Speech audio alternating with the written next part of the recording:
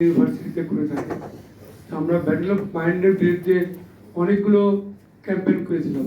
ছোট্ট একটা ক্যাম্পেইনের একটা সূত্র করতে চাই যে ঢাকা ইউনিভার্সিটির আইবি একটা ডিপার্টমেন্ট আছে।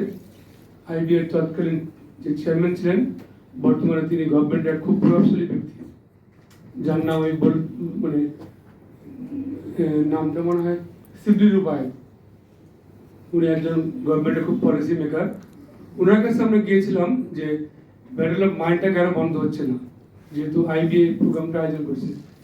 তো অনেক দিন দরবার করার পর ওনার রুমে আমরা প্রায় কয়েক ঘন্টা বসার পর ওনার কোনো সাক্ষাৎ পেলাম না।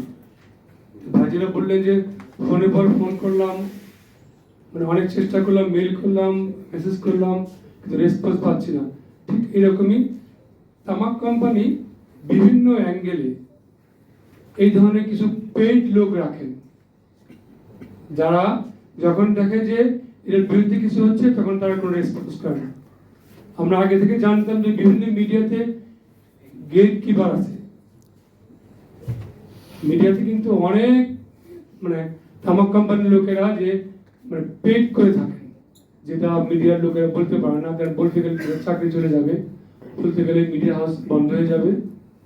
ওই ভোরের কাগজের কথা মনে পড়লো, বাংলাদেশের প্রথম কোনো পত্রিকা, যখন পত্রিকায় তামাকের বিজ্ঞাপন দেওয়া হতো তখন ভোরের কাগজ ঘোষণা দিয়ে তাদের পত্রিকায় তামাকের বিজ্ঞাপন বন্ধ করেছিল, যদিও তাদের অনেক আর্থিক ক্ষতি হয়েছিল।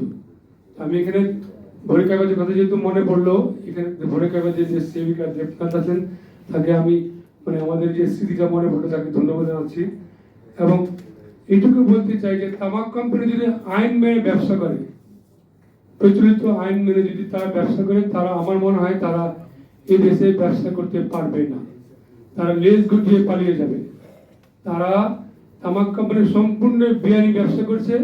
বেআইনি যে তাদের ইনকাম, তারা যে ট্যাক্স ফাঁকি দেয়, ভ্যাট ফাঁকি দেয়, বাংলাদেশ গভর্নমেন্টে যে কর ফাঁকি দেয়, এই কর ফাঁকি টাকা দিয়েই তারা বিভিন্ন লোকজনকে কিনে ফেলে।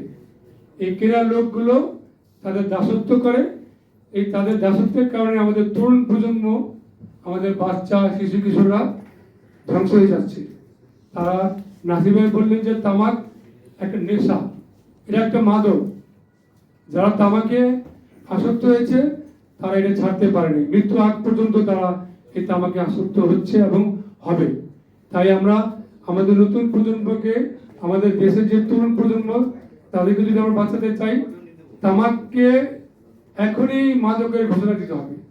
কারণ তামাক একটা মাদক, এই মাদক যারা একবার গিলে, এই বড়শি যারা একবার নেয়, তারা ফিরতে পারে না।